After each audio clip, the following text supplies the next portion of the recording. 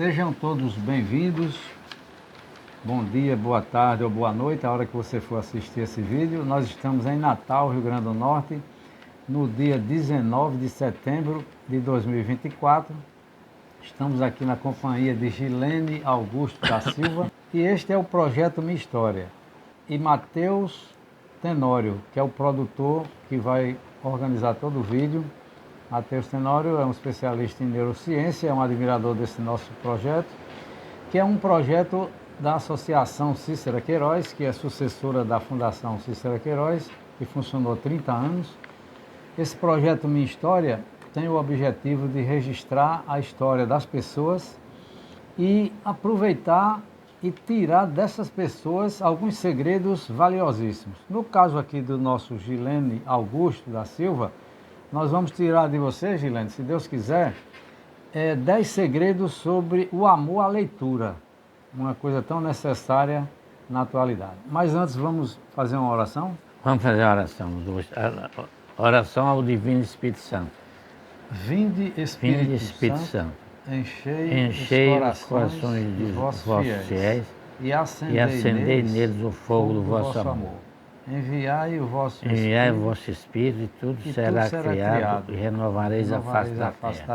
Oremos. Ó Deus, que instituíste os corações dos vossos fiéis com a luz do Espírito Santo, fazei com que apreciemos corretamente todas as coisas segundo o mesmo Espírito e gozemos sempre de suas consolações. Por Cristo nosso Senhor.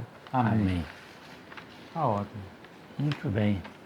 Gilene, nós estamos aqui em Cotovelo, né, na sua casa de praia, e é um prazer muito grande estar aqui na sua biblioteca, rodeado de livros, né, que são seu maior patrimônio aqui, pelo que você nos transpira. E você nasceu em Natal ou em Pau dos Ferros? Não, eu nasci, nossa família é de Pau dos Ferros.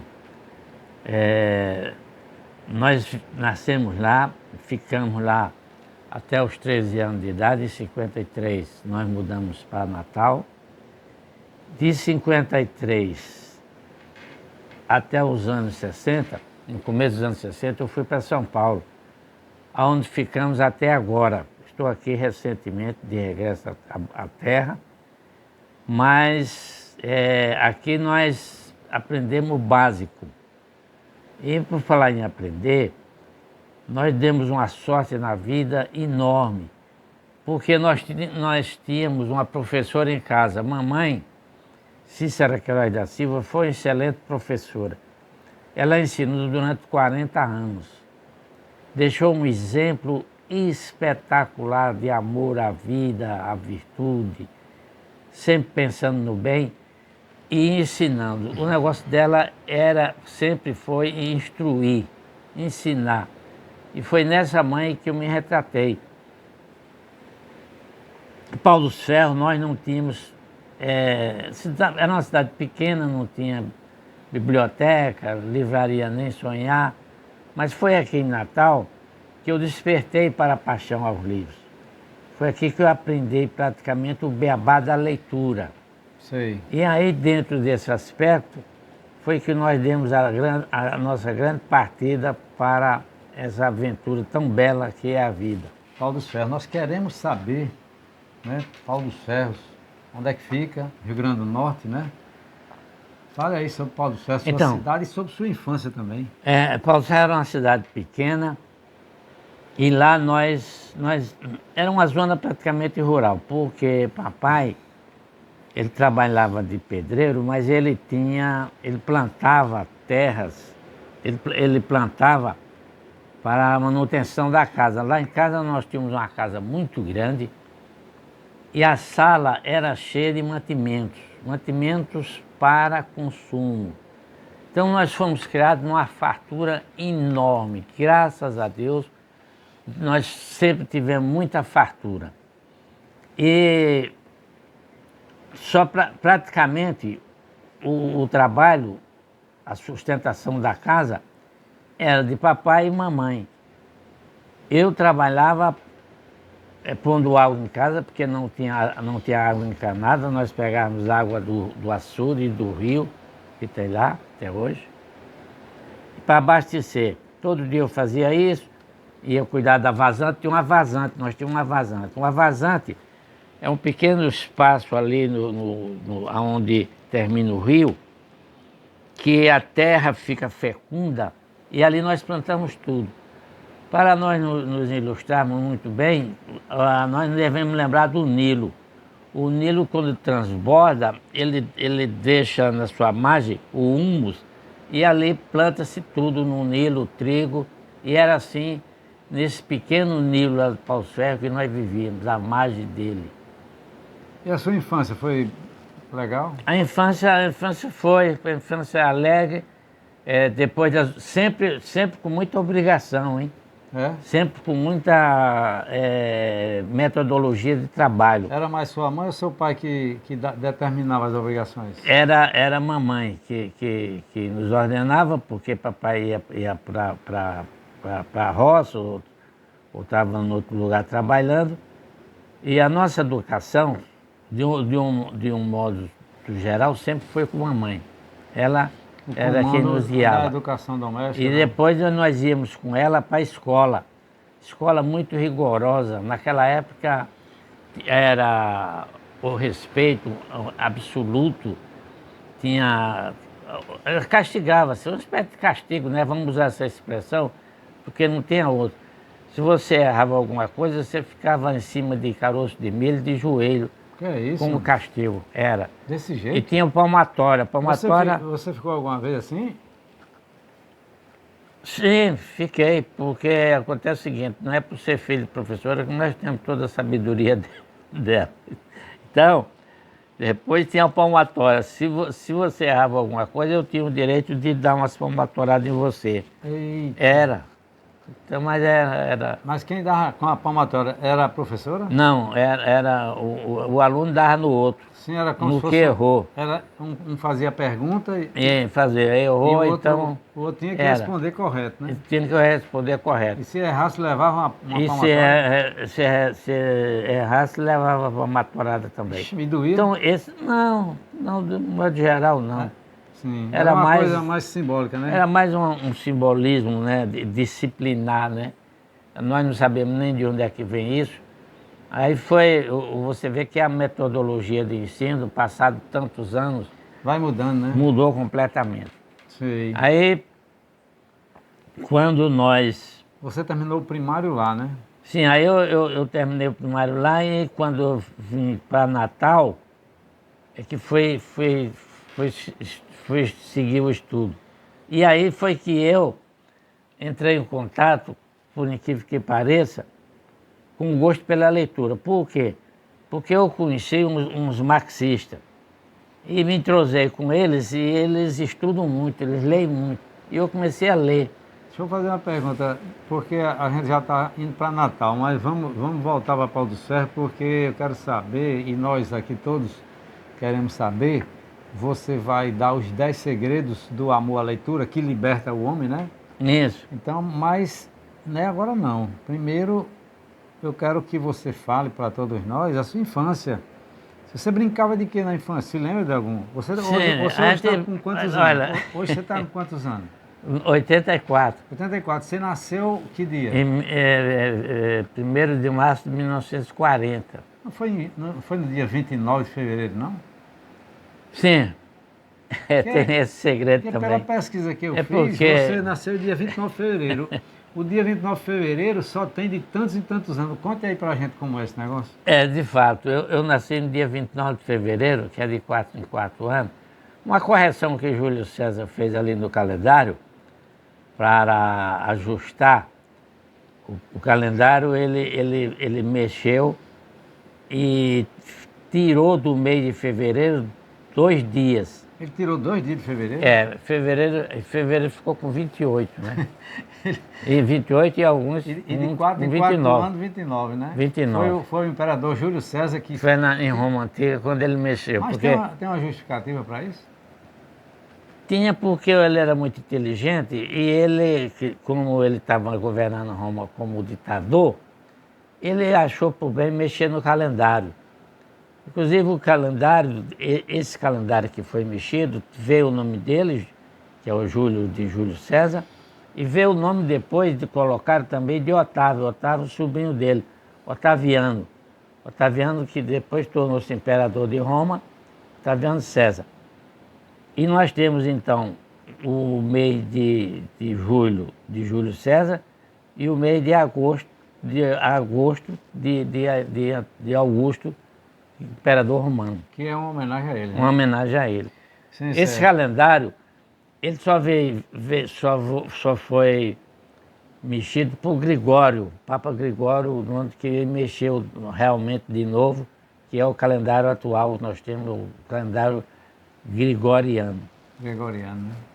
Certo. Ilana, então a sua infância, você estava falando que foi uma infância alegre. Você brincava de quê na sua infância? Sim, nós fazíamos carrinho de tábua de madeira, e amarrávamos um cordão e saíamos puxando. Caminhão? Era caminhãozinho? Caminhãozinho, porque as horas de brincadeira eram muito pouco. Era pouco? Porque Naquele tempo já era pouco? Era pouca, porque acontece o seguinte, quando a boca da noite, quando a noite chegava, nós pegávamos o feijão, punha na calçada e os vizinhos vinham ajudar a debulhar. Nós ficávamos debulhando esse milho, esse feijão, Tirando a casca do feijão. tirando a casca, limpando e contando histórias do cotidiano. Então, ia dormir cedo, né? Terminava ali. 8 horas no máximo? 8 horas no máximo, se recolhia, mas... Tinha energia naquela época? Não tinha. Paulo Ferro tinha um motor elétrico que ele funcionava 2 horas. Ele funcionava da boca da noite até às 9 horas no máximo. E aí, quando havia um espetáculo, um circo que a gente ia, eu gritei muito palhaço para ir ao circo, quando dava o primeiro sinal, a gente saía correndo. Qual era o sinal? Qual era o sinal? Sinal, apagava a luz, dava 3 sinal. Ela dava aquele... Dava, não apagava a luz, era o primeiro sinal, aí você corria. Sim, para chegar em casa, porque papai, isso foi um lema na vida dele, ele nunca deu a chave para ninguém. A chave da casa? A chave da casa, a gente batia, ele vinha abrir. Isso são horas, rapaz. Toda hora que a gente chegasse, estava atrasado, porque ele, a rigor não queria que nem saísse, né? E gozado que quando era 1h X, ele fechava as portas, fechava tudo, e aí já tinha que pedir permissão para ele para entrar. E esse sistema ele adotou a vida toda, porque aqui em Natal também, ele também mantinha o mesmo sistema. Quando era 1h X, ele fechava tudo e vamos dormir. Quer dizer que a sua infância e a família grande, né? Família grande. Mamãe teve... Aí brincava primo com primo? Prima? Porque a nossa família era grande. Eram 6 mulheres e 4 rapazes, irmão de mamãe, tudo ali em Paulo Ferro. E elas casaram, ficaram por ali, e era muito primo, nós tínhamos muito primo. Aí depois, quando começou a debandada de Paulo Ferro, uma veio para Natal, aí a outra chamou, foi de um em um. E um foi trazendo o outro? E Paulo Ferro ficou sem nenhum Queiroz lá. Vieram a família de Dona Cícera Queiroz, veio todo mundo. Só ficou o Zé Florencio, ficou em Mossoró, tio Zé. Sim, os irmãos de Dona Cícera, que eram 10, né? Eram 10. Aí foi para Mossoró, o resto foi tudo para cá. Foi tudo para E Antônio foi direto para o Rio, né, Antônio? Né? Sim, mas Pedro ficou lá, Pedro, né? Pedro... Sim, não, aí tinha o Pedro na Serra do Guardado, lá em cima. E tinha Estelita, no Guardado também, que é uma serra que tem, que subir nessa serra, fronteira do Rio Grande do Norte com o Ceará? Com o Ceará, mas é lá em cima. Inclusive essa serra é muito frio, onde ele tinha plantação de mandioca e fazia farinha. E final de semana... O seu tio? Meu tio, irmão da mamãe, tio Pedro. Fim de semana ele vinha, lá em casa então tinha tudo. Digamos, só faltava farinha. A farinha, quando ele vinha, todo sábado fazer as compras para o ferro, ele trazia farinha, amarrava os cavalos lá em 2 pés de figo que tinha na frente da casa. E eu ia dar banho nos 2 cavalos, nos cavalos dele. Pegavam os colegas e nós íamos dar banho nos cavalos. E era bom, isso, divertido? Isso assim? era um exercício, olha, era uma beleza. Era um divertimento porque nós ficávamos livres para isso. Sim, sim. Era o sobrinho ajudando ao tio, né?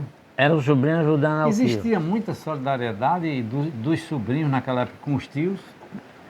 Com os irmãos, então, os tios, todos se entendiam bem, muita comunicação.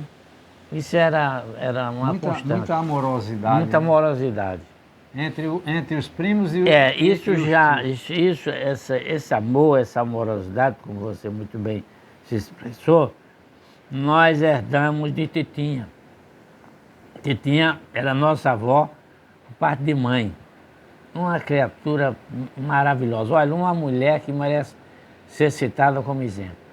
Ela ficou viúva muito cedo. João Florencio, o marido dela, subiu cedo. Ela ficou com essas filhas e esses filhos. Ele morreu com quantos anos, seu avô? Com 45. 45 anos. Aí ela não quis mais saber de ninguém. Não quis e casar mais, cuidou né? dessa família. Uma mulher ficar viúva naquele interior. Com 10 filhos. Hein? Ela não teve 10 filhos, não era 10, né? 10 filhos. 6 Olha, mulheres e 4 homens. não é brincadeira não, não é fácil. Não. Quer dizer, uma viúva, vamos supor, se ele tinha 44, 45 anos, ela devia ter, vamos supor, uns 35, né, por aí? Por aí. Então, vamos supor, uma viúva com 35 anos de idade e com 10 filhos, né? Aí dedicou só a família e uma característica dela que ela conseguiu transmitir para as irmãs, as filhas, principalmente, foi a parte espiritual. Parte religiosa. Muita religiosidade, muita, praticava religiosidade. E nós íamos à missa. A sua avó, no caso, né? Nossa avó. A sua avó. Um exemplo de mulher, tá aí. É, né? Se você pode citar uma mulher de Francisca exemplar, Alzira do Rego, ela. da família Rego, né? Família Rego. Descendentes de família Rego, segundo Família o livro gigante que você do me Rio Grande do indicou. Norte, da região oeste do Rio Grande do Norte. Eles vieram de Portugal, né? Eu estou ansioso para saber, você já leu hoje, assim, contando os livros que você já leu até hoje, dá mais de 4 mil livros? Olha, eu fiz uma conta que deu uns 4 mil livros. Aí meu irmão, Carlos, disse assim, é muito livro. Eu disse, mas se você der um desconto de 40%, ainda sobra 2.600 livros, que é muito. E eu lia livros, praticamente consumia livros. Que a minha vida toda, o meu esporte, até tem um cartãozinho desse aí que está escrito Eu quero perguntar esporte. você sobre o esporte. Ele viu o cartão aqui perguntando sobre o esporte, aí ele disse que o esporte dele... O esporte dela era leitura. Então é o seguinte, eu vou só dar um adendo aqui sobre a leitura, para você ver a importância da leitura. Mas a gente vai chegar lá. Vamos chegar lá. Vamos chegar lá. Eu disse assim que a gente está ansioso de saber, né, de conhecer assim, uma pessoa que leu mais de 4 mil livros e continua lendo, né? Você continua lendo. Continuo lendo. Isso fora os livros que você já leu 2, 3, 4, 5, até 10 vezes. Sim, Tem porque livro aí... que você já leu várias vezes, né? Porque aí tem o seguinte, a releitura. A releitura é tão prazerosa quanto o nascimento de um neto. Então, me perguntaram uma vez, até o professor achou uma graça enorme, porque eu fiz, olha, a releitura é como se você estivesse acariciando de um neto. É muito gostoso. E teve livro que eu li 2, 3 vezes. É uma história que você está revivendo, né? Revivendo ali. Porque a leitura, quando você está lendo, você está conversando com o autor, né? E está desenvolvendo seu intelecto. No Enem, nós vamos chegar lá, né? Vamos adiantar. É porque eu queria ir pela sua infância, um homem que já leu mais de 4 mil livros, já caminhando para os 5 mil livros. Lá na frente nós vamos saber como é que se consegue ter tanto amor à leitura. Você vai passar para nós os segredos do amor à leitura. Olha, eu vou só adiantar primeiro.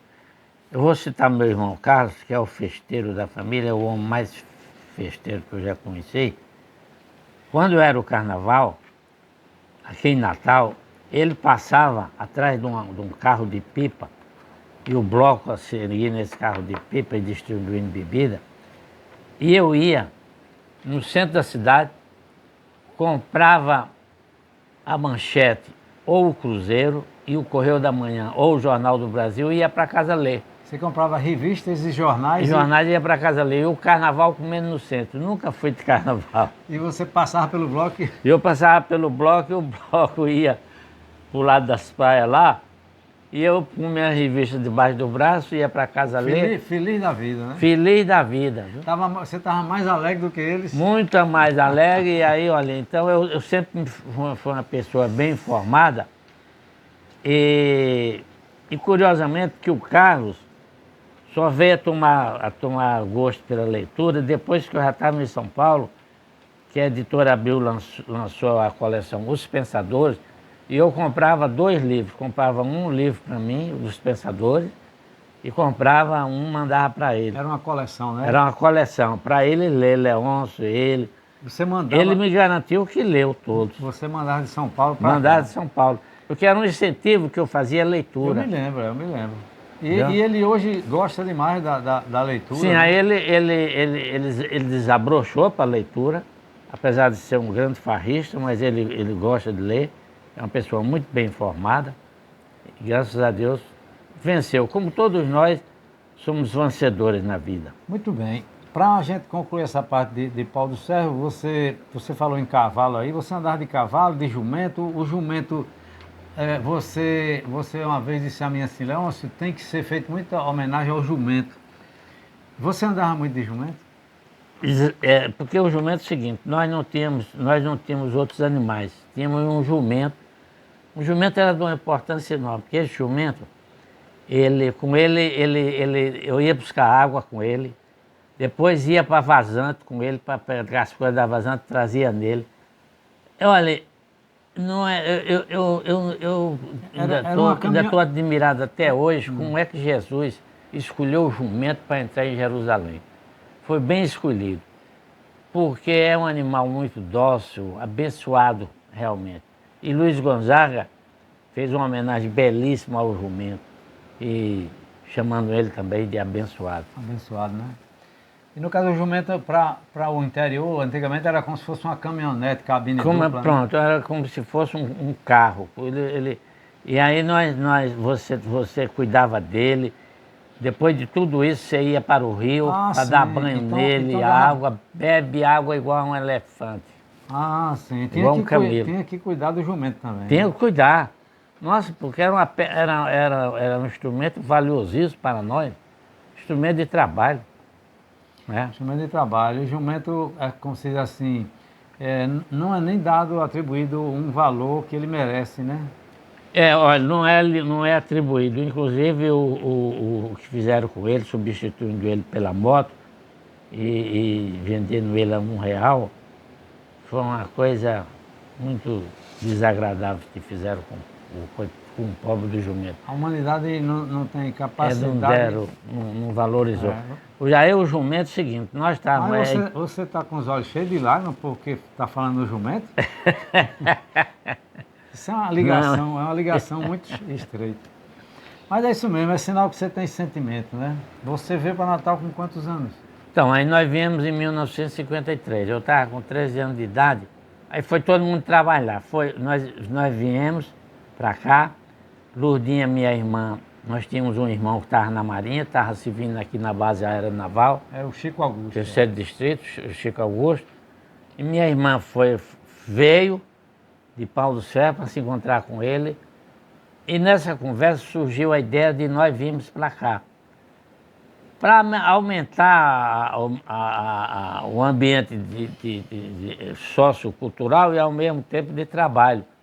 E nós viemos. Possibilidades, né? Aumentar as possibilidades. Né? As possibilidades para a família, né? E deu todas. E nós temos uma turma que nasceu em Pau do Serro e tem uma turma que nasceu aqui em Natal. Mamãe tornou-se um mito, né? Quando a pessoa torna-se um mito, sai muita história a respeito dela. Mamãe, então, ninguém sabe direito. Uns dizem que foram 17 filhos, outros dizem 18, outros dizem 16. Mas foram muitos filhos, muitos. Todo ano era um. E tem a turma aqui de Natal. O Carlos, por exemplo, Carlos foi o primeiro que nasceu numa maternidade. Todos nós em Paulo dos Ferros nascemos de parto normal acompanhado com a parteira. Interessantíssimo esses dados. Sim, vocês na época não tinha maternidade, a mulher tinha menina em casa mesmo? Não tinha maternidade, não tinha médico, passava um médico uma vez ou outra lá. Quer dizer que a parteira fazia o papel do médico, né? A parteira, ela dava assistência à parturiente, né? Ela dava assistência ali. E, olha, a mulher, nós temos uma irmã de mamãe, uma teve 21 filhos, o outro teve 22. É um desfibramento, é como uma cópia que se vai tirando da mulher. A mulher ter 22 filhos não é brincadeira, né? E educar, dar instrução. Naquela época, nós não sabíamos direito como era que funcionava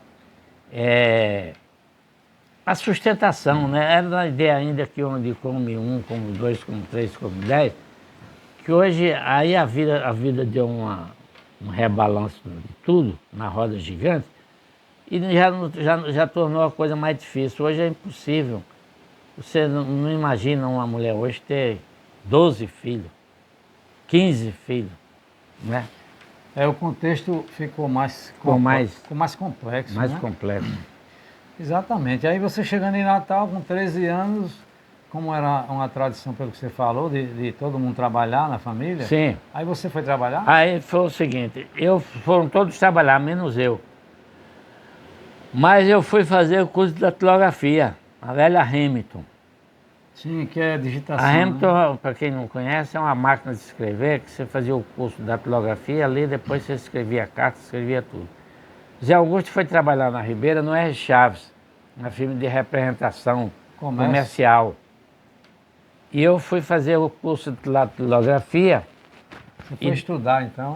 Aí depois, estudar, e aí foi onde eu tive contato com os livros. Meu grande contato com o livro foi aqui. Sim, aqui em Natal, né? Aqui em Natal. Mas você você despertou essa vontade aqui, né? Não lá. Aqui, não lá.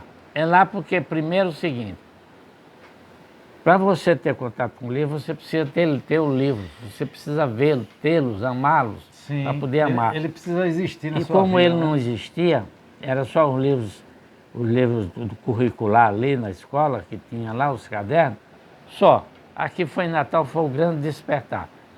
Livraria, biblioteca, e eu despertei para esse mundo da leitura de uma forma tão apaixonante, que é difícil explicar.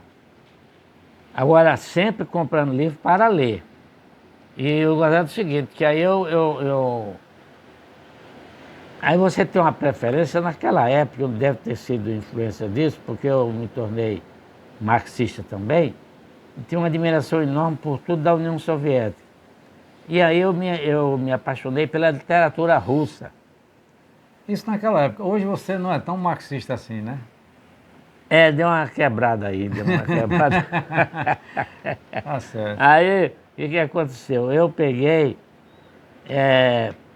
Aí você se identificou com a literatura russa? A literatura russa. Os escritores russos você gostava? Os escritores russos. Me aprofundei e li bastante. Aí naquela época tinha um vendedor de livros.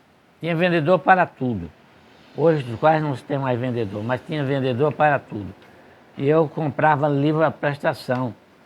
Mas você não trabalhava, você ganhava dinheiro com o quê? Aí você Sim, mas quando eu comecei a comprar livro, eu já estava trabalhando. Porque eu fui quando o Zé Augusto. Mamãe conseguiu com o tio nosso, que era diretor de uma firma no Rio, uma firma de sal aqui de Macau, de Areia Branca, Mossoró, que até o Leôncio já teve a oportunidade de ter uma entrevista com Assis Queiroz, que foi um diretor dessa firma, Antônio Florencio. Antônio Florencio é o irmão dela. Conseguiu com o Antônio Florencio que Zé Augusto fosse para o Rio. O irmão seu foi para o Rio? Foi para o Rio. Aí eu fui para o lugar dele, né, Chaves? Lá na vaga do emprego? Lá na vaga do emprego, eu no escritório, fazia tudo. Mas foi uma escola para mim maravilhosa, porque lá para mim eu aprendi todo o serviço de escritório. Você tem quantos anos aí? Aí eu estava 14, já 15? com 15, mais ou menos. Uns 15 anos, né? Fui Foi trabalhar nessa já foi firma. trabalhar. Então você comprava os livros com o dinheiro do seu trabalho. Aí eu né? já comecei a comprar livro à prestação, com autorização de mamãe, porque a gente recebia o dinheiro, Lourdinha, Carmita, todos nós recebíamos dinheiro, dava na mão dela. Mamãe sempre foi o tesoureiro, chefe da casa, né? Aí você trabalhava, os seus irmãos, suas irmãs trabalhavam e entregavam o dinheiro à sua mãe? A mãe da gente, a gente dava, e se a gente queria alguma coisa, para vocês terem ideia, eu tinha um rádio lá, que eu namorava um rádio lá na Ribeira. Esse rádio tinha saído do rádio caixa plástica desse tamanho. Era um lançamento. Aí eu pedi para a mamãe, ela disse, vamos ver, nós vamos comprar o rádio. E eu esperando, demorou 6 meses para esse rádio sair. Mas, rapaz, e você ganhando seu dinheiro e passava E eu para sua recebendo mãe? dinheiro, dava para ela, mas... E para mim comprar livro também, depois eu pedia para ela, mãe, eu vou comprar uma coleção do Dostoiévski. Compre. Meu amigo. Mas você não fazia nada sem a mãe, olha. Então a mãe que foi coisa um grande... sensacional, não sabia disso não. guia. Quer dizer que a economia da casa era controlada pela dona da casa. Pela dona da casa. E papai recebia também, dava para ela, ela era o tesoureiro-chefe. Um sistema que deu certo, né? Um sistema que deu certo, olha, nunca nós pedimos conta de Faltou nada nada. para ela, mas olha, deu certíssimo. E todos os filhos dela foram educados nesse rigor. Esse rigor financeiro nos serviu depois para nós mantermos a disciplina nas nossas vidas sobre o dinheiro. Sim, era isso que eu ia perguntar a você, para você dar uma dica para todos nós sobre a educação financeira. Então isso aí já é uma orientação. Já era uma própria orientação dentro da família de como gastar, de como lidar com o dinheiro. Como lidar com as finanças. De lidar com as Você finanças. já pensou que rigidez, Na trabalhar rigidez. o mês todo e entregar o dinheiro ao pai e à mãe? Pois é. Tá. Aí depois eu vou só dar um pulo aqui, um adendo, vou a São Paulo. Quando eu fui para São Paulo foi o mesmo esquema. Também mamãe arranjou para me trabalhar na Salmac. Salmac tinha escritório em São Paulo, mas eu ia ficar no Rio. Aí saiu um rapaz, o meu tio, eu fiquei lá uma semana na casa do meu tio, ele disse, você vai para São Paulo. Pronto, eu cheguei e me colocaram no setor de vendas. Exatamente o setor que eu tinha trabalhado lá no escritório de Natal. Aí deu tudo certo. Aí eu recebi o dinheiro, tirava o dinheiro de minha despesa, eu fui morar em pensão. Eu morei em várias pensões aqui, lá em São Paulo. Aí E você recebia o dinheiro e mandava o resto para... Mas, rapaz, que sistema interessante. Será que a turma de hoje aceita fazer isso? Pois é, então aí como é que faz? Aí, como é que funciona hoje? Será que os filhos hoje recebem o dinheiro e entregam aos pais, hein? Entrega aos pais. Quer dizer, E Carmita me revelou outro dia, sua irmã, né? que Carmita, minha irmã, abaixo de Lourdinha, Carmita me revelou que Trabalhou. ela foi trabalhar nos Correios, o Correio atrasou vários, não foi um ano não, foi 2, 3 anos. E ela trabalhando. Não foi 3 anos sem pagar nada. Sem pagar nada.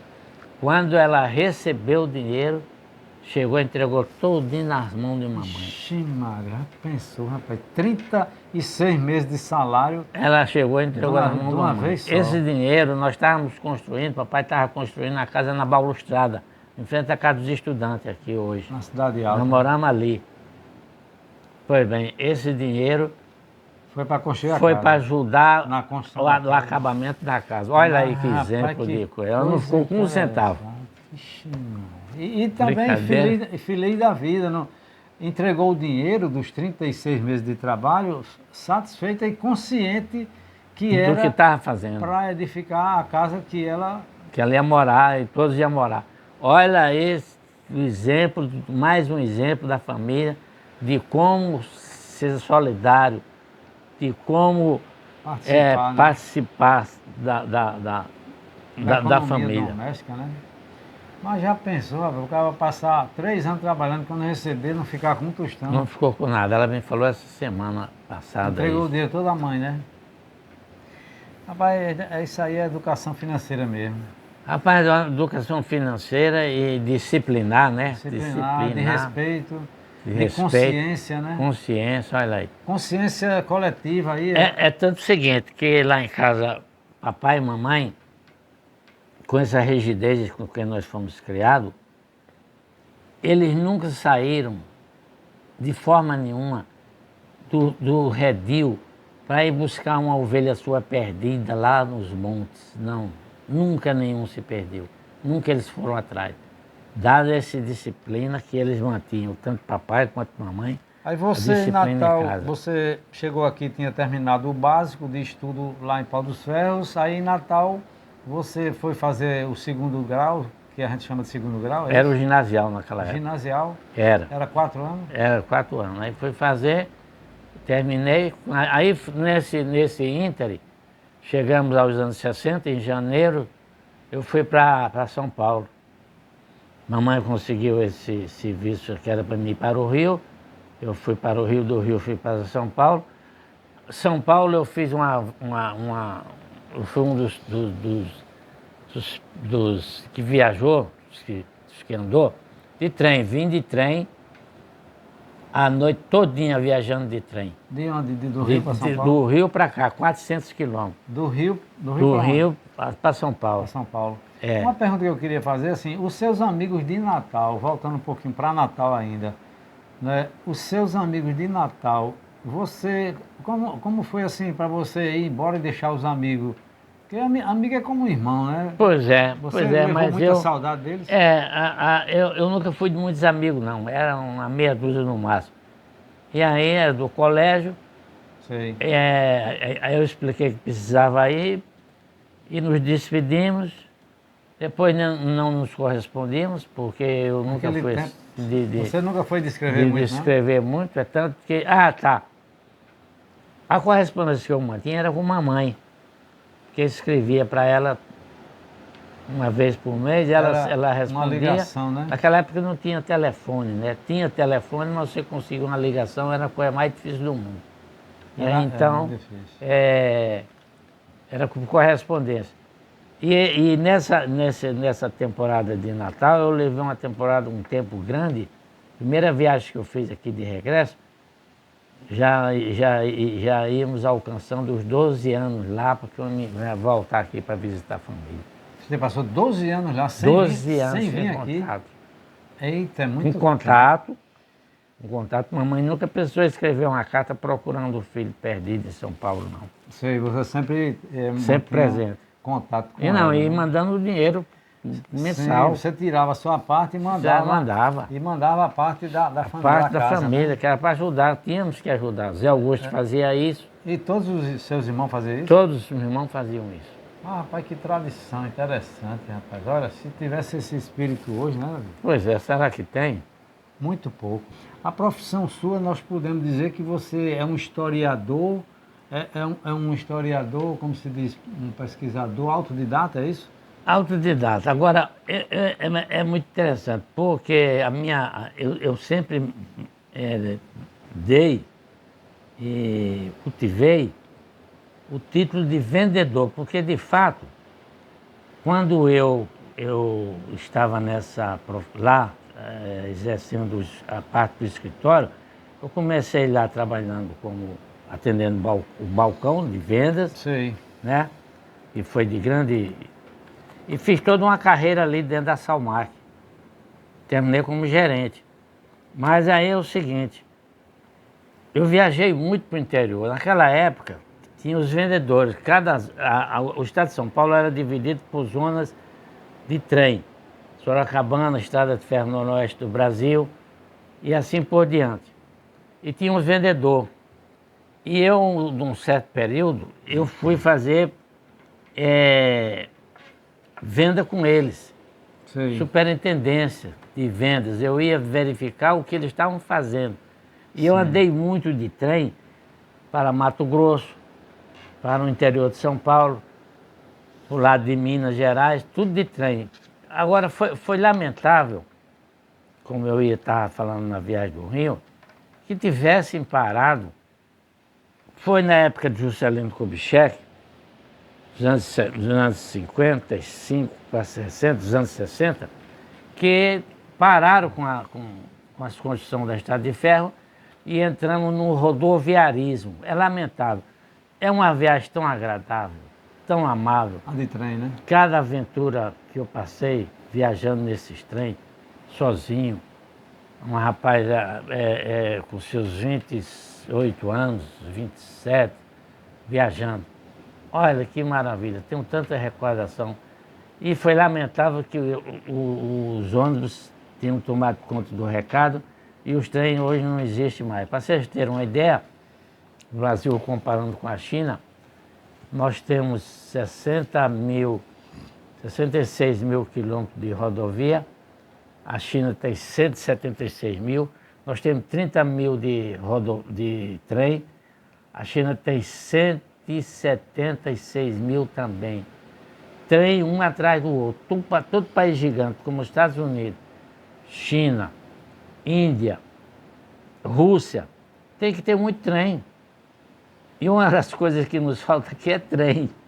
É tudo carro, carreta, caminhão, ônibus. É lamentável um caso desse, né? Outra coisa, só para observar aqui, todo país de costa grande, como o Brasil, a Austrália, eles têm que ter um sistema próprio, ou próprio deixasse que a iniciativa privada, particular, nossa aqui, ou de estrangeira, viesse explorar, que eu já comentei com o Leôncio. Eu vou só fazer esse adendo, que é muito importante. É o seguinte, olha, uma costa desse tamanho, 7 mil quilômetros de costa, uma via costeira fazendo esse litoral todinho, ou você ia de trem, ou ia de navio. Sim, de barco, né? De barco. Um pelo mar e outro pela terra. Né? O pior de tudo é que já tivemos. Já tivemos isso e acabaram. Acabou, uma costa desse tamanho não é explorada, não tem navio. Você quer ir daqui para o Rio Grande do Sul, daqui para Belém, você ia de navio. Vai para o Maranhão, para São Luís, você vai de navio. Fortaleza, era para navio. Ter isso, né? Aí nós ficamos dependendo desse navio estrangeiro que vem fazer turismo aqui, uma época do ano, para se fazer uma viagem. É um absurdo um negócio desse. É verdade. Gilene, então a gente considera que você, a sua profissão, é um historiador autodidata, né? Então... Sim, aí como eu ia falando, aí eu sempre me intitulei, qual é a sua profissão? Vendedor, porque eu passei a vida realmente trabalhando com vendas. Na área de vendas. Na área de vendas. Então, agora, quando eu despertei para o livro, teve uma área que me chamou logo a atenção e que eu abracei com grande afeto e carinho.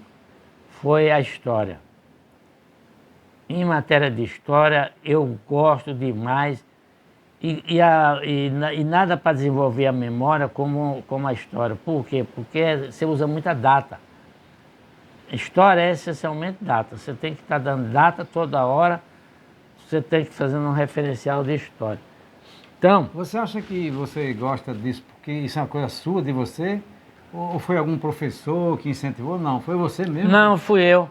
Por coisa do seguinte, quando eu entrei lá ao lado da lei dos comunistas, que me tornei marxista, eu fui a fundo na matéria para conhecer direito. E estudei Marx profundamente. E aí me tornei marxista. E outra coisa, foi onde eu descobri os filósofos, foi por esse intermédio que eu passei a ler os filósofos alemães. Aí fui mais para trás, passei a ler os gregos. E daí foi, não abandonei mais.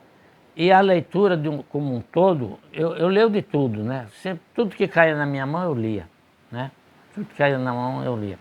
Agora, como eu sou muito apaixonado por história, eu tenho umas 4 histórias da civilização. E tem uma do Hildo Durando, 17 volumes, que eu já li todinha também. São várias coleções só sobre várias história? Várias coleções só sobre história. Aí no caso... E ainda leio história hoje, constantemente eu estou lendo. Você lê permanentemente ainda, né? Permanentemente. Não tanto quanto eu lia antes, por causa da visão, mas eu todo dia leio Um pouco de manhã e um pouco de tarde. Sei. Aí, e no caso, nós estamos aqui na sua biblioteca, em Cotovelo, não é isso? E nós vamos mostrar aqui o cenário maravilhoso do visual da casa do Gileno Augusto da Silva, né? É um cenário aqui maravilhoso, bonito, a natureza. Você tem a praia e tem os seus livros, que são seus amigos, não é isso? Foi. Uma Aí coisa... nós estávamos falando sobre o seguinte, né, a pergunta que eu fiz a você. Hoje ainda você continua a ler, mas não no ritmo que você tinha, não é isso? no ritmo, porque acontece o seguinte, quando eu estava no auge da leitura, eu lia uma média de 30 a 35 livros por ano. É uma média muito boa, uma média ótima. Se considerar que o brasileiro hoje ainda ele lê 1,5% do total. Sei. O francês lê uma média de 30 livros, o argentino lê 9. Sei. Então, ler 30 livros por ano é uma média muito boa, né? Ótima. E eu sempre li, porque eu lia muito de madrugada, acordava para ler. Tinha hábito, é um hábito que você adquire e fica arraigado ali, você não deixa, não esquece. Faz um projeto para ler sempre.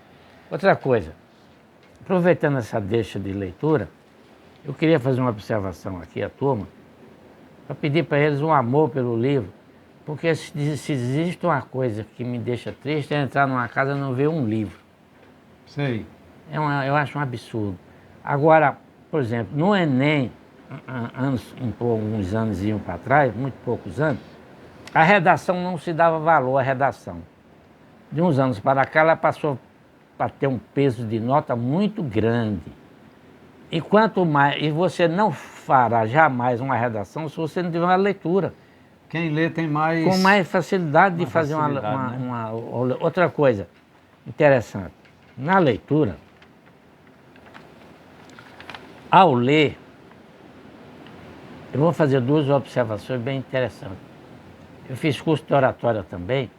Quando nós vamos ler, e na igreja às vezes pedem-nos para ler, e lá em cima ler a leitura da liturgia do dia, da missa, não se deve pegar uma leitura daquela, ou de qualquer exemplo que você for, e meter a cara na leitura direto, porque há um isolamento entre você e o público. Você vai lendo e olhando para o público, e acompanhando aqui e olhando para o público, para haver uma interação entre você e o público. Outra coisa faz uns intervalos e olha para os ouvintes. Um intervalo imperceptível, você não para de coisa, mas dá uma olhada para você manter a comunicação, porque o público fica isolado, ele perde até contato com você. Você está aqui lendo e fica um negócio insípido. Exato. Outra coisa muito interessante é o seguinte, o orador, quando ele... Tem muita gente que não sabe usar mãos. Tem muita gente que, quando vai fazer uma oração, não sabe fazer as mãos, põe as mãos no bolso. É a única coisa que o orador não deve pôr é a mão no bolso, de jeito nenhum. E bota a mão aonde? A mão é para gesticular, é para usar, para gesticular. Ontem mesmo eu estava relendo aqui um poema, As Mãos de Eurídice, de Pedro Bloch. As Mãos de Eurídice é um monólogo, foi estreado em 1950, no teatro. Fez o maior sucesso do mundo, As Mãos de Eurídice. Então, as mãos é para isso, é para gesticular, para chamar atenção, para reformular, para levar, para trazer. Então, você não usar mão. Outra coisa que deve se treinar, é bom um treino, principalmente quem quer falar em público, é a poesia. Desculpa, a poesia. Eu li também ontem, estava relendo aqui, As Mãos, Deus lhe pague, uma peça de Joraci Camargo, que Procópio Ferreira apresentou essa peça mais de 500 vezes no palco. Ele começou a apresentar essa peça em 1938 e apresentou mais de 500 vezes. Deus lhe pague, uma lindíssima peça uma poesia belíssima, enorme. Então a poesia também, recitar, é um bom exercício, tanto para corrigir a dicção, quanto para na gesticulação, que as mãos falam, as mãos ajudam a falar. E não é para meter no bolso e ficar com elas no bolso guardada. Gileno, por exemplo, assim, a gente escuta dizer assim, quem lê não está só. Isso é um segredo valiosíssimo, né? Valiosíssimo, porque quando você está conversando, você pega uma obra de Tolstói, está lendo, você está conversando com ele. É impressionante, né? Você sente a presença do Você autor? sente a presença do autor ali. Então, cada obra monumental. Outra coisa, esse mundo moderno não nos veio tirar do livro. A internet não nos veio nos afastar do livro. Você pode perfeitamente estar dentro da internet todo dia, mas também junto com o seu livro ali, lendo um pouco Conciliar os dois, né? conciliando para não perder o E contato. a gente, né? eu ouço muita gente dizendo que abandonou o livro, agora só lê tudo pela internet, né? Isso é um prejuízo grande, né? É um prejuízo grande. E outra coisa, não se compara você ler um livro físico e vai ler um livro online. O aproveitamento não é o mesmo, é uma canseira danada. Inclusive, para a vista também não é bom. E no Esse caso contato assim, direto. certo. E no caso assim, esse primeiro segredo valioso, assim, quem lê não está só, significa que você, mesmo estando sozinho, você tenha a companhia do autor, da leitura e de todo o conhecimento que o autor está passando para você. Quer dizer, hoje se fala muito em solidão, mas quem lê não tem solidão, né? Exato, pronto. É uma forma de também afastar a solidão, né?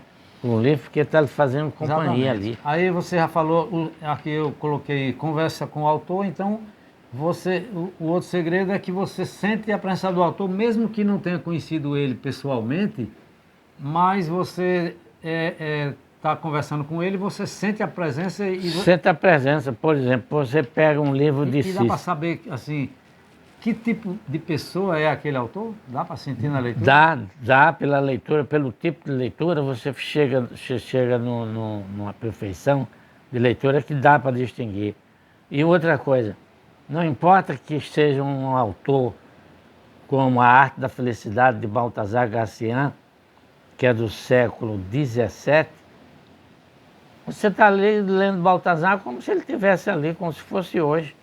E nisso é para o quê? 400 anos. Já pensou? Não interfere em nada, né? Você pega um livro de Aristóteles, 2.500 anos.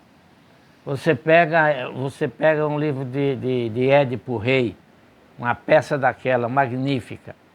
É como se 2.500 anos. 2.500 anos? É como se você estivesse presente hoje. Muito, É olha, que uma coisa maravilha, interessante. Não tem tempo, né? Não tem tempo. Eu vou falar sobre o terceiro segredo, que eu acho que é o mais valioso, assim, como despertar o amor pelo saber. Porque a leitura é uma ferramenta para se chegar ao saber, né? Então, assim, você estava dizendo hoje que as famílias têm muita participação da babá com o filho pequeno. Aí a babá muitas vezes não tem a oportunidade de ler também. Então, assim, o ambiente doméstico, ele tem que ser favorável à leitura. Tem que ser favorável à leitura. Nós estávamos comentando no outro dia, nós temos um neto lá em Salvador, que ele está com 2 anos, ele está sendo alfabetizado pela babá. Ela está ensinando para ele. E ele já sabe tanta coisa. Incrível. Olha aí. Ela Como tem importante. os livros, a mãe passa os livros para a babá e a babá fica ali com ele, manuseando. E vai manuseando, ele já tem um livrozinho dele. Com 2 anos. Né? Já. 2 anos de idade, ele já tem os livros. Você, por exemplo, tem outra neta aqui em Natal, Giovana, que quando uns anos para trás eu pegava, ela morava em Alta Floresta, lá em Mato Grosso, eu comprava livro aqui e mandava para ela. A Folha lançava a coleção, Eu comprava da coleção da Folha todo Sim, domingo mandava pra ela, e né? mandava para ela. Essa menina lê tanto hoje que é um absurdo. Você precisa ver o número de livros que ela já tem e o que ela já lê. E como ela fez inglês muito bem, tiveram esse cuidado de ensinar bem inglês para ela compra livro em inglês e lê a maior maravilha do mundo. Então, assim, a gente chega à conclusão, nesse terceiro segredo sobre o amor à leitura, que depois da pessoa despertar o valor da leitura, ela vai sozinha, né? Vai sozinha, depois que ela despertar e cria o amor, vai sozinha. Não precisa mais ficar ali. Não precisa ficar mais insistindo. Outra coisa, ela, as médias escolar dela, é tudo 9,5 em todas as matérias. Já pensou? A leitura facilitou isso, né? Rapaz, esse amor à leitura facilitou demais. Agora eu pergunto a você, na entrevista aqui, na parte anterior, você falou que tem casa que não tem um livro. Rapaz, tem cara que não tem um livro. Olha, é uma tristeza muito grande, viu? Puxa vida, meu Deus do céu. Porque a presença do livro é tudo. Como é que a pessoa... Eu tiro muito isso, como eu fiz referência, que em Paulo nós não tínhamos livro. Lá em casa não tinha livro. Mamãe era professora, mas tinha o livro didático. Livro didático é uma coisa, livro de cultura é outra. De história é outra coisa. Livro de cultura é outra coisa. E aí nós viemos ter contato com o livro mesmo. Aí eu formei uma biblioteca enorme, eu tenho uma biblioteca muito boa. E uma parte dessa biblioteca ainda está lá em São Paulo também, ainda tem outra parte lá. Então os pais têm que comprar livro e deixar em cima das mesas, assim, para as pessoas começarem a ver o livro e e saber de preferência dar um exemplo lendo alguma coisa, né? O pai e a mãe é bom que leia, para o menino ver. Eu vou pedir aqui a você mais um segredo para você passar para os interessados aqui. Porque a vida é assim, a vida é também cheia de segredos. Tem gente que se interessa pelo que nós estamos conversando aqui e tem gente que não se interessa. Isso é o livre-arbítrio. A Bíblia, você recomendaria o leitor que lê pouco, que o livro sagrado é o livro mais importante. Você acha que o leitor que lê pouco deveria começar a ler a Bíblia por quais capítulos? Olha, Uns 2 ou 3 a capítulos. Bíblia é um livro excelente em qualquer capítulo que você comece. Agora tem uns capítulos meio enfadonhos. Mas deve começar principalmente pelo Antigo Testamento. E principalmente nos livros sapienciais, que é a sabedoria. Ah, sim, os livros filosóficos. O livro filosófico da Bíblia, tá, tem muita coisa perfeita ali que serve até de guia para a vida da pessoa, né? Aí ele vai ter contato com Salomão. A sabedoria, os provérbios, Os provérbios, os salmos de Davi, né? Lê um pouquinho todo dia, não é pegar. E as cartas de São Paulo, rapaz? Então, aí tem as cartas de São Paulo. Porque acontece o seguinte, a Bíblia, aquele volume, dá logo preguiça. Mas você lendo 2 capítulos da Bíblia por ano, ou por dia, aliás, 2 capítulos, 2,5, 3 capítulos. No ano você tem lido a Bíblia todinha, de cabo a rabo. Então aí tem quando você passa do Antigo Testamento, dos livros sapienciais, tem uns livros históricos que são muito bons também, né? E tem os livros, tem um Novo Testamento. O Novo Testamento É a palavra de Jesus, né? é a história de Jesus, né? O Antigo Testamento é a história de Israel, todo ligado a Israel. E o Novo Testamento é a história de Jesus, contada pelos 4 evangelistas e o Atos dos Apóstolos, mais de Lucas ali. Mas você pode se debruçar depois, também, ler um pouquinho todo dia, das cartas de Paulo. Não deixar só para ir quando for à missa no domingo, para ler o texto lá da carta, para o padre se basear naquele texto da carta para fazer homilia, não. Paulo foi inspirado com tanta sabedoria.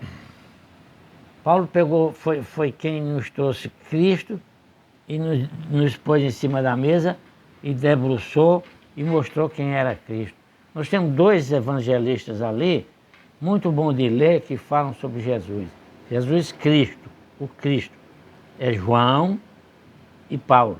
João Evangelista. João Evangelista. Então, no caso, a Bíblia também tem a Bíblia comentada, né? Que facilita, né? Sim, tem essa Bíblia que tem, olha, tem tanto tipo de Bíblia, eu mesmo devo ter umas 6 Bíblias aí. Cada uma diferente da outra, mas Cada uma diferente da outra. umas com Como é o comentários. nome, aquela que você deu como é o nome daquela? Para Clecino. Como É o a nome dela? Bíblia comentada, A né? Bíblia comentada. Ela tem um volume gigante de comentários embaixo que Nossa, facilita aquela Bíblia é muito a boa. compreensão. Juliano, outro segredo valioso é o seguinte, você falou que, no caso, é bom ir às livrarias, Ah, o contato com a livraria lançamento de livro. é constante. Porque hoje tem os comentários, uma revista como a Veja, digamos, tem comentários sobre o livro. Mas acontece o seguinte, nem todo mundo lê a Veja. A Veja, com esse mundo moderno, caiu muito. E os livros...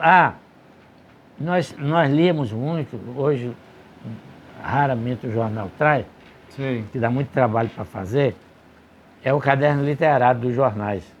A Tribuna do Norte ainda faz aqui. Ainda tinha, a Tribuna do Aqui Norte faz. É porque só tem a Tribuna hoje, jornal impresso. O resto, toda a publicação aqui é digital. Digital, olha aí, tá Digital. vendo? Então, O lançamento do livro é importante por quê? Porque você vê o autor ali na livraria e tal. além de ser uma vaidade do ser humano, um ser humano muito mais vaidoso, você tem contato conhece o autor, né? Vai, mas não precisa você ir lá ao lançamento. Dá uma passada na livraria uma vez na ou livraria, outra. você acha que já é um ponto Já favorável? é um contato para você ter o contato ali com o livro. Quantas coisas maravilhosas, quantos livros ali que você estava procurando e acha lá. Isso ajuda a despertar o amor Já pela ajuda leitura, a né? despertar. Aí hoje tem o livro escrito, né? Tem o livro falado também, né? Na internet. Tem o livro falado. Você pode também ler o livro só ouvindo, não é isso? Olha, está tão fácil, inclusive é o seguinte, você vê. A Bíblia não precisa você deixar ela aberta ali, esquecida não, em cima da mesa não. A Bíblia você pode pegar e ouvir. Hoje Na internet, né? eu pela internet. É? Como é o nome daquele jornalista da Globo que... Cid Moreira. Cid Moreira, né? Cid Moreira gravou. Ele gravou. Hoje você fala assim, aperta aquele azulzinho e diz assim, Cid Moreira, João 12, pronto, na hora. Uma voz bonita, lê todo o capítulo, todo o capítulo lê, você ouve na hora aqui, ó. Quer dizer assim, a pessoa hoje não adianta justificar dizendo que porque eu não tenho dinheiro para comprar um livro. Quer dizer, hoje tem de graça na internet. De graça, para você de graça. tanto ouvir o livro falado, o livro escrito e também esses comentários, palestras, gravações. Porque hoje praticamente quase todo mundo tem celular, né? Todo mundo tem 3 celulares. Você... Então... Aí chega nos lugares, tem o Wi-Fi, que é o sinal gratuito. Aí eu faço uma pergunta a você. Você acha, jogando aqui sinceramente, tem um pouco de preguiça para quem não gosta de ler? Rapaz, tem não. Ou é uma falta de total. hábito, hein? É total. É. Total a preguiça. Isso é uma coisa psicológica? Rapaz, olha, eu acho que é o seguinte... Pode ser corrigido isso, né? Pode ser corrigido porque acontece o seguinte, antigamente não se casava e ia se amar depois, se aprendia a amar no contato, não era isso? Tinha muito disso, não era? Então, Como é a história? O cara casava e depois é que ia gostar, né? Depois é que ia amar. Onde é isso? Na Índia? Não, mas existia isso, porque papai nunca namorou com mamãe, né? Explica aí esse fato aí. Interessante, você contou outro dia. Porque a história do meu pai, que é seu pai também, que nós somos irmãos, veja bem, papai era viúvo, aí ele olhava assim na rua, ele era comerciante, ele tinha um comércio que chama hoje o comércio varejista, né? Aí ele olhava lá para a casa da minha avó, tinha 6 irmãs. Aí ele viúvo com 2 meninos, aí dizia assim, eu vou casar com uma das filhas de Dona Chiquinha, Olha aí. que era Francisca, a mãe das 6. Das 6. Quer dizer, ele estava dizendo ali que ele ia casar com uma delas. Era o desejo dele, né? Quer dizer, tanto fazia uma como a outra. Quer dizer, ele ia pelo ambiente, pelo comportamento da família. Então, ali ele não estava falando em gostar, né? Estava falando que era, no caso, ele não estava falando do sentimento, ele estava falando da determinação. Então, ele sabia que ia dar certo. Aí ele mandou um bilhete. Aí ele mandou uma carta para a mãe de Dona Cissa, pedindo Dona Cissa em casamento. E Dona Cissa foi conversar com a mãe dela. Mamãe, ó, o viúvo ali mandou essa carta me pedindo em casamento. Aí a minha avó analisou e disse, não, pode casar com ele é um cara de responsabilidade, pode casar. Quer dizer, é como você disse, não tinha o amor nasceu depois. Nasceu, exatamente, pronto. Aí no caso específico... Então o amor pela leitura pode acontecer isso também? Pode acontecer, você pode comprar o livro e amá-lo durante a leitura. Espetacular. Agora, Leôncio contou esse fato, eu vou contar um fato parecido com esse, tomadas as devidas proporções. Dona Leopoldina foi escolhida mais ou menos assim também. Aí o Barão de Penedo, o Dom Pedro queria casar, e foi atrás de uma noiva na Europa. O Barão de Penedo saiu com um retrato mostrando Sim, de família. Uma noiva para Dom Pedro? Para Dom Pedro, família e família, e chegou na casa. Mostrando a foto? Na corte Francisco I, pai de Leopoldina. Aí mostrou a foto, o pai conversou, depois é que chamaram a moça, falaram. Aí a moça foi consultar a mãe. Do mesmo jeito que Dona Cissa fez? A moça foi consultar a mãe. Mamãe, o príncipe português quer casar e mandou, está atrás de uma noiva aqui na Europa. E estava meio difícil, porque ele era muito mulherengo, essa conversa já tinha chegado na Europa. Ixi, aí a mãe disse assim, minha filha, aceite. É português, mas é um príncipe. Porque a corte portuguesa, a corte da Áustria, ela preparava seus filhos para serem estadistas. A corte portuguesa não ligava para nada. A corte portuguesa não ligava para... Não preparava, não? Não preparava coisa. É tanto que... Aí a mãe disse, não, ele é um príncipe, pode ser que... Sim, era a última corte da Europa, era a corte portuguesa.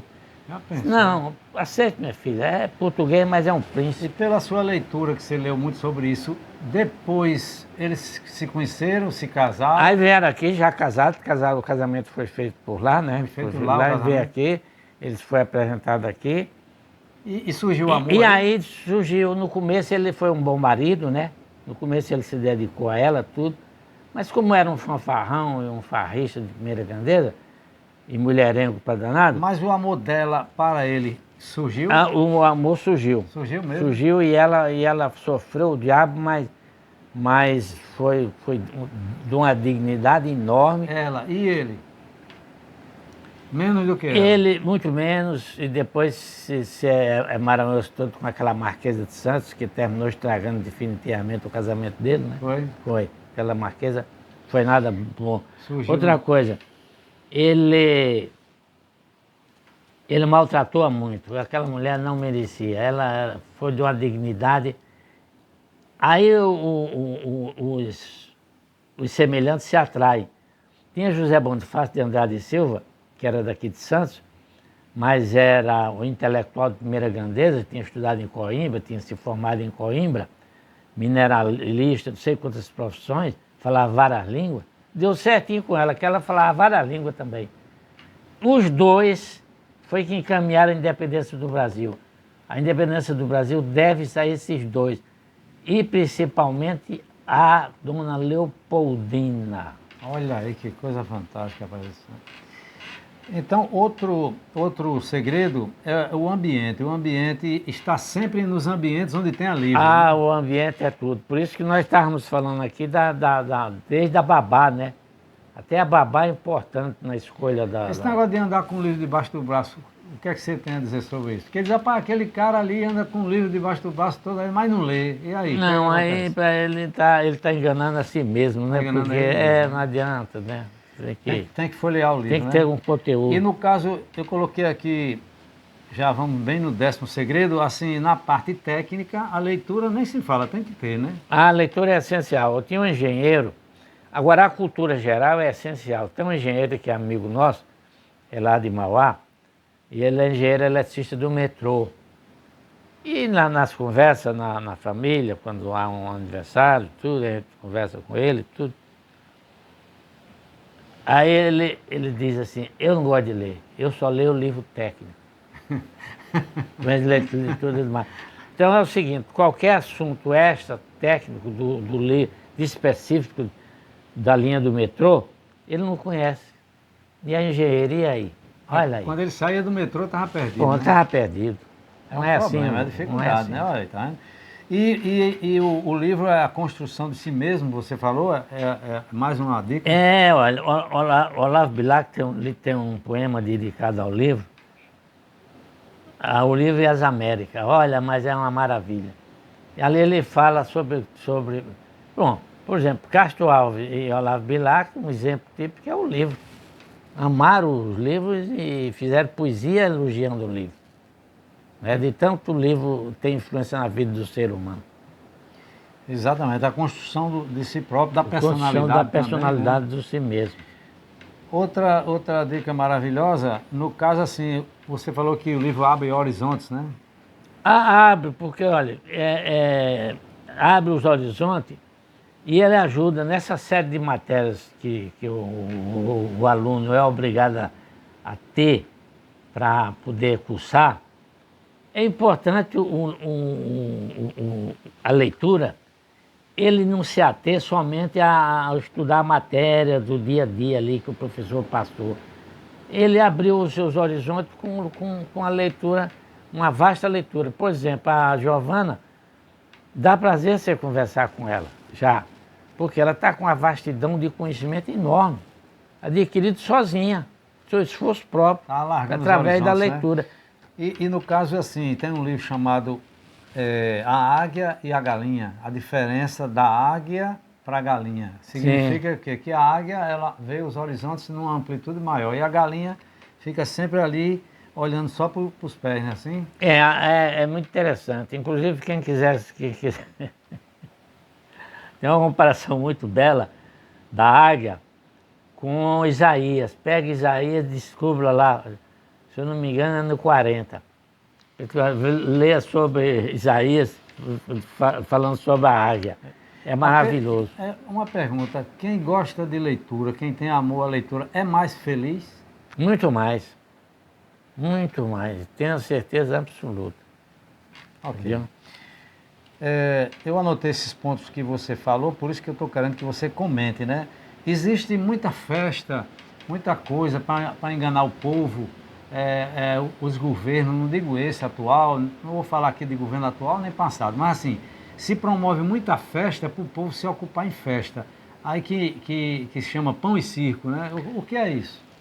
Isso foi uma expressão lá de Roma, porque Roma era o seguinte, Roma tinha o Bolsa Família, que era o trigo, o governo dava uma porção de trigo, Sim. O governo dava uma porção de trigo para o povo. Esse trigo vinha do Egito. Mas dava assim, de graça? Doado de graça mesmo. Roma era muito rica, né, no auge do seu império, ela dava essa coisa. E Roma dominou a humanidade 1000 anos lá naquela mais de 1000 anos. Mais de 1000 anos. Mais de 1000 anos. Aí ela dava isso para quê? Para o povo se acomodar? Exatamente, para o povo se acomodar. Aí dava circo e pão. Eu chamava circo e pão. E o que era o circo? Porque o circo era a luta dos gladiadores, contra os animais. Enchia-se aqueles circos romanos, aquele circo romano. Era como um estádio, né? Foi construído por Vespasiano. Era como um estádio, no ano de 69, um grande Maracanã da vida, cheio de feras lá embaixo e gladiador, para divertir o povo. Aí o povo não tinha tempo de pensar, né? Aí o povo com essa festa e vinho e mais trigo ia pensar em quê? Então o perigo é esse. Tem que ter cuidado, né? A Lei Rouanet é muito importante para a cultura, mas ela está bancando muita festa assim, comum, e isso o povo termina não reservando um tempo para a leitura. Ficando alienado, né? A gente pode dizer que a leitura liberta o homem, ele deixa de ser escravo? Podemos dizer não, pode-se dizer, devemos dizer. É uma afirmativa verdadeira. Uma afirmativa verdadeira. Certo. No caso, o que eu queria falar para você, assim, ajuda também, você disse que a leitura é um hábito, pode ser um hábito, ela pode se Um hábito. Um hábito, exatamente. E começar de pouquinho, então? Começa de pouquinho. Uma frase por dia, uma página por dia. Uma página, 2, 3, aí você vai aumentando ali.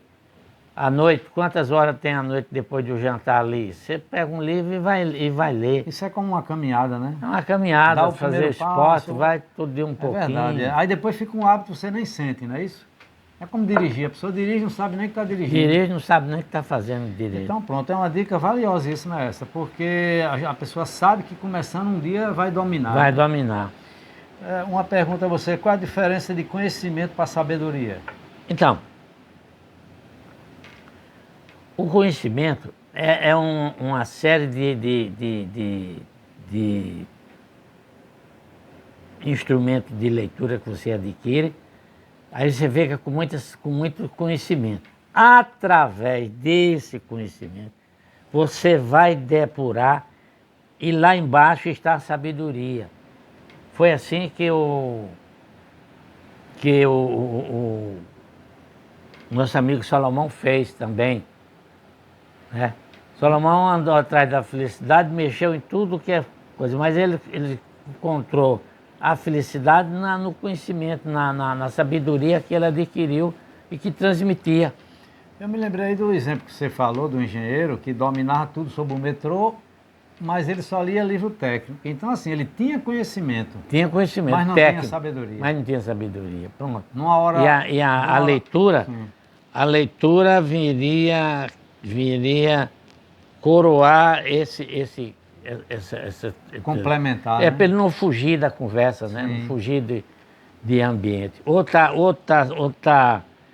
Porque no ambiente que a gente frequenta, nem sempre está falando alguma coisa técnica, né? Sempre nem se sempre, fala sobre né? outras coisas também. Você tem que. E aí? Então, no caso, o conhecimento ele é limitante e a sabedoria é mais... É mais aberta. Mais aberta, né? Outra coisa também, quem gosta, quem aprecia a sabedoria, ela vem para você, não é assim? A sabedoria é assim. A sabedoria tem até um ditado que diz ali nos livros sapienciais: eis que estou à tua porta e bato. Se você abrir, eu entro e cearei com você. É a sabedoria querendo cear com você. Ela vem para você. Ela vai vir para você. Se eu desejar ser um sábio, ela vai vir para mim. Ela vai vir para você. Só em eu desejar. Só em desejar, você vai buscar e ela vai bater e você vai abrir a porta para ela. Pelo que você está dizendo aí, assim, vamos supor, eu estou aqui, aí eu nesse momento estou desejando a sabedoria. Pronto. Eu estou desejando. Desejo é o quê? É um sentimento, né? É um sentimento. Vamos supor, eu estou sentindo que eu quero a sabedoria para mim. Não estou lendo, não estou manuseando o livro nem nada. Estou apenas sentindo do fundo do coração que eu quero a sabedoria para mim. Ela vai vir, né? Ela vai vir. É no relacionamento humano, porque você veja bem, ela facilita a vida da pessoa. Vamos supor